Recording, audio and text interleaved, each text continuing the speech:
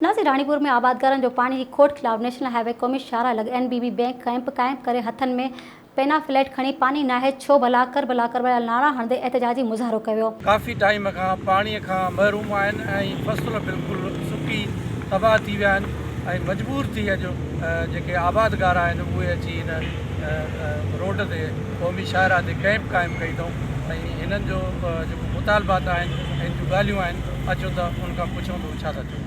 असां ज़मींदारनि जो हर जो असांजो गुज़र सफ़र इन बनी बारे ते आहे। असां हे अछा कपिड़ा जेके पायूं इन बनीअ जे बलबूते था पायूं। पाणी असां वटि साल 2-3 साल थिया आहिनि पाणी असां वटि कोन्हे।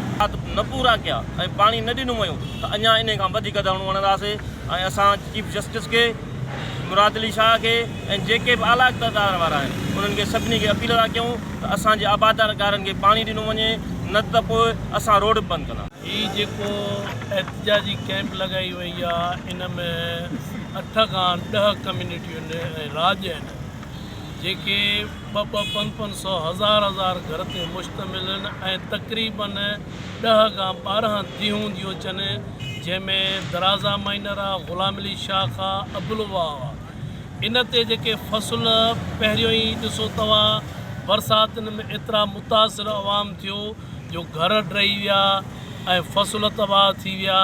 कणिक जो मस फ़सुल खयो आहे त हीअ फ़सुल 2 महीननि खां वठी उहो बि हिन वक़्तु पाणी कोन्हे